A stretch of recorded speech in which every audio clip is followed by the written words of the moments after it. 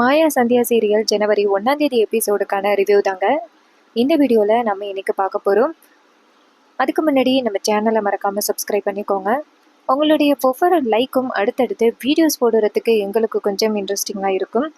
மறக்காமல் இந்த வீடியோக்கு ஒரு லைக் பண்ணிக்கோங்க. வாங்க வீடியோக்குள்ளே போகலாம். என்ன நடக்குதுன்னா, ஃபஸ்ட்டு நம்ம ரகுராம காமிக்கிறாங்க. நம்ம தனா வந்துட்டு ரூமில் ரொம்ப சோகமாக உட்காந்துருக்காங்க. அப்பன்னு பார்த்து நம்ம ரகுராம் இங்கேருந்து வந்துட்டு தனாவை பார்க்குறாரு. நம்ம ரகுராம் நேரா தனா கிட்ட, தனா என்னம்மா எங்கம்மா போயிருந்த அப்படின்னு கேட்க, அப்போ தனா சொல்கிறாங்க, அப்பா என் ஃப்ரெண்டு ரேகாவை பார்க்கறதுக்காக போயிருந்தப்பா அப்படின்னு. அப்போ ரகுராம் சொல்கிறாரு, இங்கே பாருமா, இனிமேல் நீ எங்கே போகிறதா இருந்தாலும் என்கிட்ட சொல்லிட்டு போ, அதை விட யாரையாவது துணைக்கு கூட்டிகிட்டு போமா அப்படின்னு. இதை கேட்டுட்டு தனா சொல்கிறாங்க, சரிப்பா நான் கூட்டிகிட்டு போகிறேன், ஏப்பா இவ்வளோ பதட்டப்படுறீங்க அப்படின்னு. அப்போ ரகுராம் சொல்கிறாரு, இங்கே பாருமா, இது வரைக்கும் நான் உன்கிட்ட என்ன வேணும் அப்படின்னு கேட்கவே கிடையாது.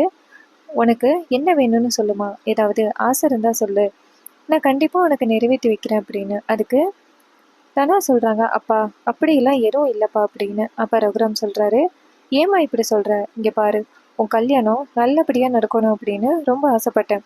நீயும் அந்த கார்த்தியை கல்யாணம் பண்ண போகிற அப்படின்ட்டு ரொம்ப ஹாப்பியாக இருந்த. கடைசியில் உனக்கும் அவனுக்கும் கல்யாணம் நடக்கலை. கடைசியில் நான் வளர்த்த வளர்ப்பு கதிர் அப்படி பண்ணுவான்னு நான் எதிர்பார்க்கவே இல்லை.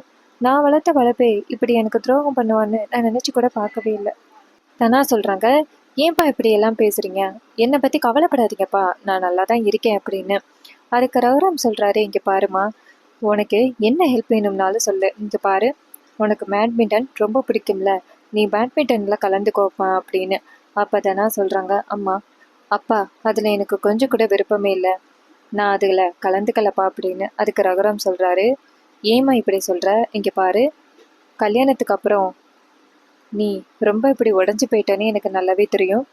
உன்னோட ஆசையை நிறைவேற்றுறதுக்காவது நீ வந்துட்டு அந்த பேட்மிண்டன்லாம் கலந்துக்கோமா, நான் உனக்கு எப்போவுமே ஆதரவாக இருப்பேன் அப்படின்னு. அதுக்கு தானா சொல்கிறாங்க, சரிப்பா நான் இதை பற்றி நான் அப்புறம் சொல்கிறேன் அப்படின்னு சொல்ல, இதை கேட்டுட்டு ரகுராம் சொல்கிறாரு, சரிம்மா அப்படின்னு. அதுக்கப்புறமா தனா சொல்கிறாங்க, அப்பா நீங்கள் என் வாழ்க்கையை பற்றி கவலைப்படாதீங்க, நான் நல்லா தான்ப்பா இருக்கேன், நீங்கள் என்னை பற்றி கவலையே பட வேணாம், அம்மா வந்துட்டு என்னை நல்லபடியாக பார்த்துக்கிறாங்க அப்படின்னு.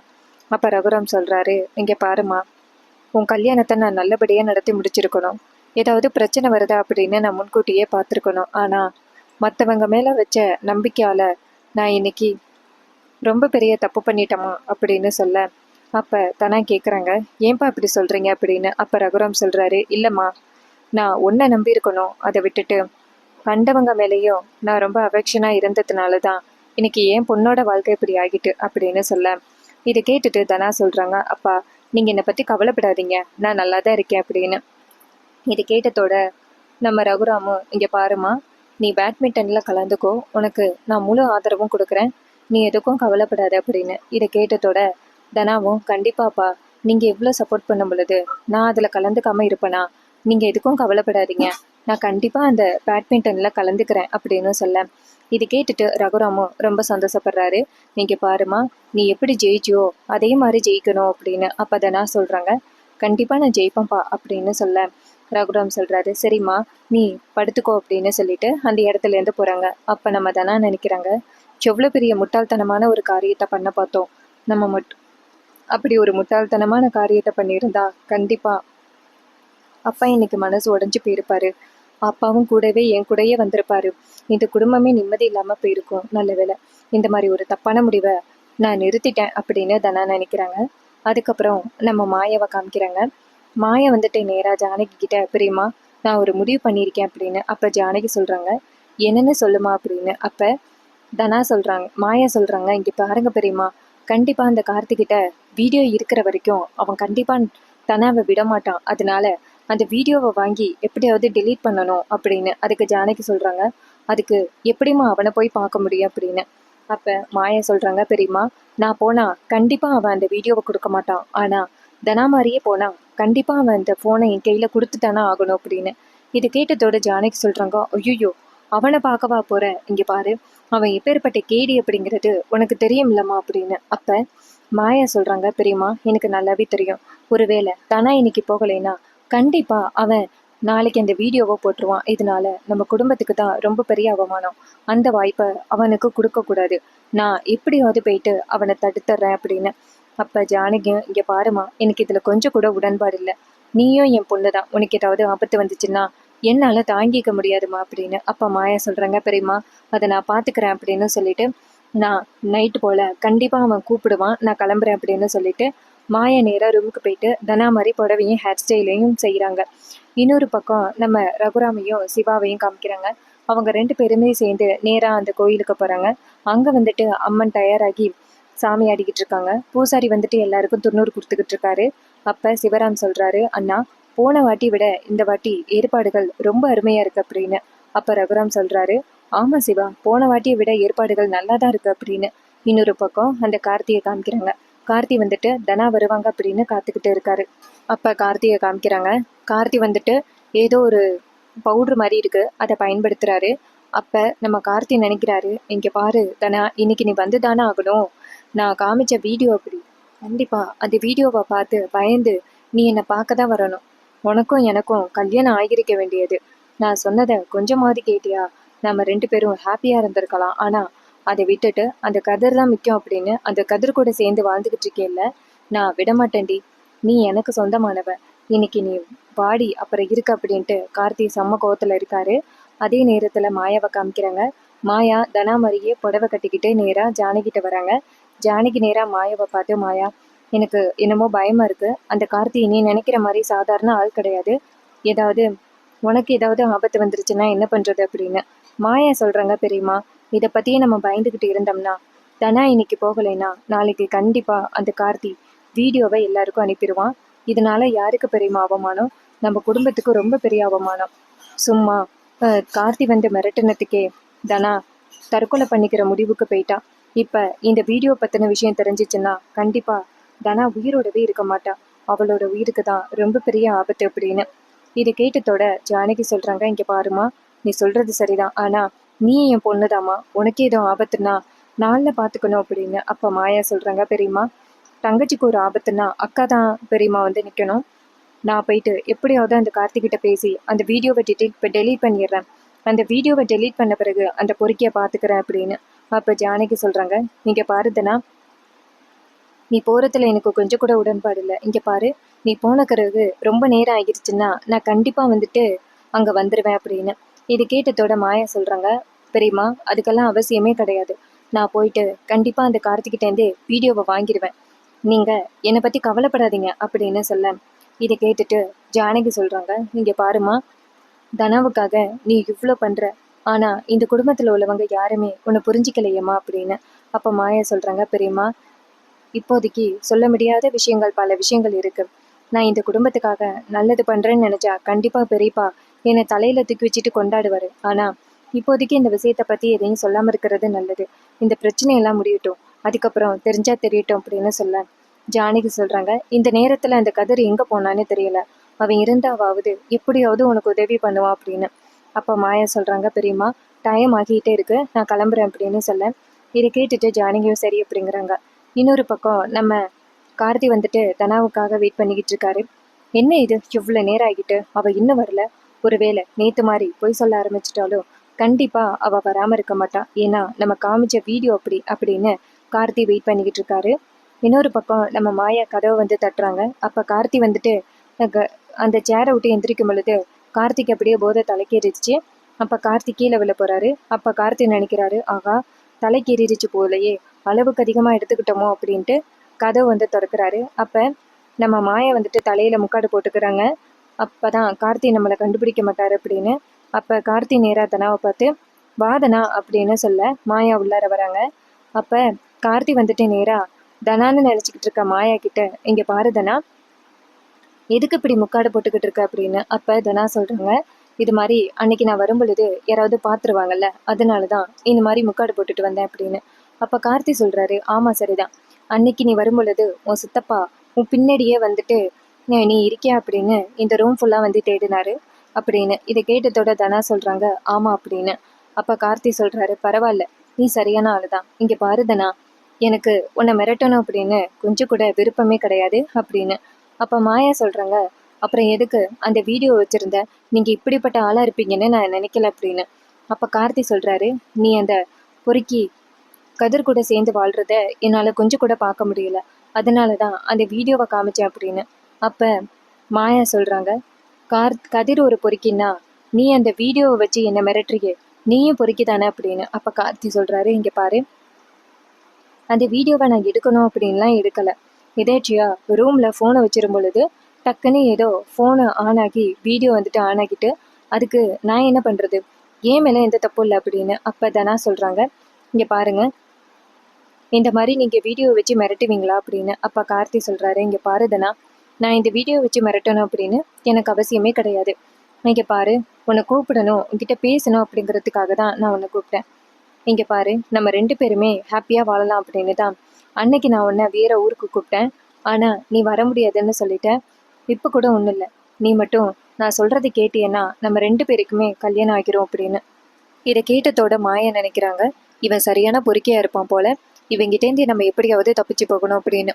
இன்னொரு பக்கம் நம்ம ஜானகி வந்துட்டு நேராக சாமிக்கிட்ட போயிட்டு, என் பொண்ணு ரொம்ப பெரிய ஆபத்தை நோக்கி போயிருக்கா, அவள் எப்படியாவது வீட்டுக்கு திரும்பி வரணும், அவள் தங்கச்சியை காப்பாத்துறதுக்காக இப்படிப்பட்ட ஒரு முடிவெடுத்திருக்கா, அவளை எப்படியாவது நீங்கள் தான் காப்பாற்றணும் அப்படின்னு ஜானகி கையெடுத்து கும்பிட்றாங்க. கூடவே சந்தியா கிட்ட போயிட்டு, சந்தியா, உன் பொண்ணை அந்த மாதிரி ஒரு ஆபத்தான சூழ்நிலைக்கு அனுப்புனது என் தப்பு, ரொம்ப பெரிய தப்பு, என் பொண்ணுக்கு எந்தவித ஆபத்து வரக்கூடாது, நீ தான் காப்பாற்றணும் அப்படின்ட்டு நம்ம ஜானகி அங்கே உட்காந்துருக்காங்க ஃபோட்டோவுக்கு கீழே. அதுக்கப்புறமா நம்ம தனாவை காமிக்கிறாங்க. தனா வந்துட்டு ரொம்ப கவலையாக உட்காந்துருக்காங்க. இன்னொரு பக்கம் மாயாவை காமிக்கிறாங்க.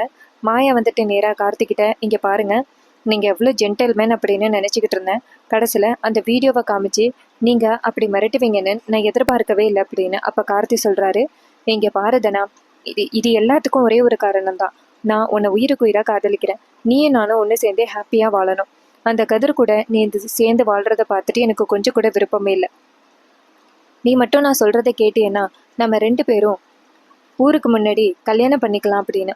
அப்போ நம்ம மாயா சொல்கிறாங்க, இங்கே பாரு, தேவையில்லாமல் பேசாத அப்படின்னு. அப்போ கார்த்தி சொல்கிறாரு, இங்கே பாரு தனா, உனக்கும் என்னை ரொம்ப பிடிச்சிருக்குன்னு தெரியும், அப்போ நம்ம இதை பண்ணி தான் ஆகணும் அப்படின்னு சொல்லிட்டு கார்த்தி யோசிக்கிறாரு. இவ மட்டும் சரின்னு சொல்லட்டும், ஊருக்கு முன்னாடி இவ குடும்பத்தையே அவமானப்படுத்தி அவ அம்மாவை எங்கள் அத்தை காலில் விழ வைக்கிறேன் அப்படின்னு கார்த்தி மனசில் யோசனை பண்ணிக்கிட்டு இருக்காரு. இன்னொரு பக்கம் நம்ம மாயா நினைக்கிறாங்க, இப்போதைக்கு நம்ம சரின்னு சொல்லுவோம் அப்படின்னு. அப்போ கார்த்தி சொல்கிறாரு, இங்கே பாருதனா, நீ மட்டும் சரின்னு சொல்லு, அந்த வீடியோவை உன் கண்ணு முன்னாடியே நான் டெலீட் பண்ணிடுறேன் அப்படின்னு. இது கேட்டதோட மாயா சொல்கிறாங்க, அந்த வீடியோவை டெலீட் பண்ணிடுவீங்களா அப்படின்னு. அப்போ கார்த்தி சொல்கிறாரு, நான் கண்டிப்பாக வீடியோவை டெலீட் பண்ணிடுறேன், நான் சொல்கிறத மட்டும் கேளு அப்படின்னு. இதை கேட்டதோட மாயா சொல்கிறாங்க, சரி அந்த ஃபோனை எடுத்துகிட்டு வாங்க அப்படின்னு. அப்போ கார்த்தி சொல்கிறாரு, ஏன் தானே இப்போவே, கொஞ்சம் லேட்டாக டெலீட் பண்ணிக்கலாமே அப்படின்னு. அப்போ மாயா சொல்கிறாங்க, இல்லை நீங்கள் போயிட்டு எடுத்துகிட்டு வாங்க அப்படின்னு.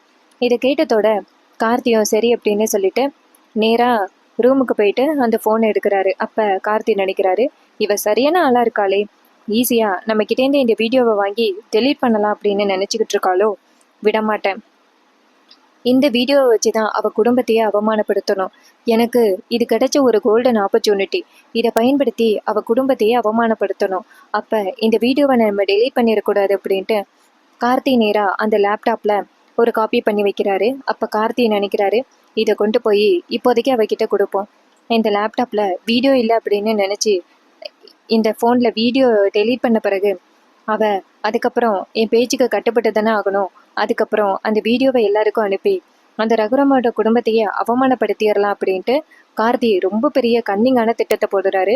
நம்ம தனாவுக்கு இதை பற்றி, மாயாவுக்கு இதை பற்றி தெரியாது, கார்த்தி ஃபோனில் மட்டும்தான் அந்த வீடியோவை வச்சுருக்கான் அப்படின்னு நினச்சிக்கிட்டு இருக்காங்க. ஆனால் அந்த வீடியோ லேப்டாப்பில் இருக்கிறதே நம்ம மாயாவுக்கு தெரியல. கார்த்தி அங்கேருந்து வராரு. வந்துட்டு நேராக மாயக்கிட்ட, இங்கே பாருமாதனா, இதில் தான் வீடியோ இருக்குது, நான் வேறு எதுலேயும் வீடியோ வச்சிடல, நீயே பார்த்துக்க அப்படின்னு சொல்லிட்டு ஃபோனை கொடுக்க. அப்போ மாயா அந்த ஃபோனை வாங்கி பார்க்குறாங்க. பார்த்துட்டதோட பிடுங்குறாங்க. அப்போ கார்த்தி சொல்கிறாரு, ஒரு நிமிஷம் இரு, நான் சொல்கிறது கேளு அப்படின்னு. அப்போ நம்ம மாயா வந்துட்டு ஃபோனை வாங்கும் பொழுது டக்குன்னு ஃபோனு கீழே விழுந்துருது. அப்போ மாயா டக்குன்னு கீழே குனிஞ்சு ஃபோனை எடுக்கிறாங்க. அப்போ மாயா தலையில் போட்டிருக்க முக்காடு விளைகிறது. கார்த்தி இதை பார்த்ததோட ஷாக் ஆகுறாரு. கார்த்தி நேராக மாயாவை பார்த்து, ஹேய் நீ இங்கே என்னடி பண்ணுற, தனா எங்க அப்படின்னு. அப்போ மாயா சொல்கிறாங்க, உன்ன மாதிரி ஒரு பொறுக்கியை பார்க்கறதுக்காக தனாவை அனுப்ப நீ நினச்சிக்கிட்டு இருக்கியா அப்படின்னு. அப்போ கார்த்தி சொல்கிறாரு, ஹேய் ஃபோனை குடிடி அப்படின்னு சொல்ல மாயா டக்குன்னு ஃபோனை பிடுங்குறாங்க. அப்போ கார்த்தி சொல்கிறாரு, மரியாதையாக ஃபோனை குடிடி அப்படின்னு சொல்ல மாயா சொல்கிறாங்க, ஃபோனை கொடுக்க மாட்டேன்டா அப்படின்னு. அப்போ கார்த்தி சொல்கிறாரு, என்ன இந்த வீடியோவை டிலீட் பண்ண பிறகு உன் தங்கச்சி தனாவை காப்பாற்றலாம் அப்படின்னு நினச்சிக்கிட்டு இருக்கியா அப்படின்னு. அப்போ மாயா சொல்கிறாங்க, இந்த வீடியோவை டெலீட் பண்ண பிறகு உனக்கு இருக்குடா அப்படின்னு. அப்போ கார்த்தி சொல்கிறாரு, சரி அதை விடு, நீயும் அழகாக தான் இருக்க அப்படின்னு. இது கேட்டதோட மாயா டென்ஷன் ஆகுறாங்க. பொறுக்கி என்ன பேசுகிற அப்படின்னு. அப்போ கார்த்தி சொல்கிறாரு, ஆரம்பத்திலேயே நீ அப்படி இப்படி அழகாக தான் இருந்த, நான் உன்னை அப்படி இப்படி ரசிச்சுட்டு தான் இருந்தேன். நீ ஃபாரின்லேருந்து வந்தவல்ல, நீ எல்லாம் எனக்கு செட் ஆக மாட்டேன், நீ எல்லாம் எனக்கு கிடைக்க மாட்டேன் அப்படிங்கிறதுக்காக தான் நான் உன் பக்கம் வரல. ஆனால் அந்த கிராமத்து அழகி தனானாலும் நீ சிட்டி அழகி, நீ ஓகே தான் அப்படின்னு. இது கேட்டதோட மாயா டென்ஷன் ஆகி, மரியாதை பேசு இல்லைன்னா அவ்வளோதான் அப்படின்னு. அப்போ கார்த்தி சொல்கிறாரு, என்ன ஓவரா பேசுகிற, நீ மட்டும்தான் இங்கே வந்திருக்கா, உனக்கு தெரியும்ல அப்படின்னு. மாயா சொல்கிறாங்க, உன்னை கொன்னுடு வேண்டாம் அப்படின்னு சொல்ல கார்த்தி சொல்கிறாரு, சரி நீ இந்த வீடியோவை டெலீட் பண்ணிட்டா இன்னொரு காப்பி லேப்டாப்பில் வச்சிருக்கேனே அதையும் டெலீட் பண்ண முடியுமா அப்படின்னு. இதை கேட்டதோட மாயா ஷாக் ஆக்குறாங்க. என்னடா சொல்கிற அப்படின்னு. அப்போ கார்த்தி சொல்கிறாரு, இங்கே பாரு, சுலபமாக இந்த வீடியோவை நான் டெலீட் பண்ணிடுவேன் அப்படின்னு நினச்சிக்கிட்டு இருக்கியா?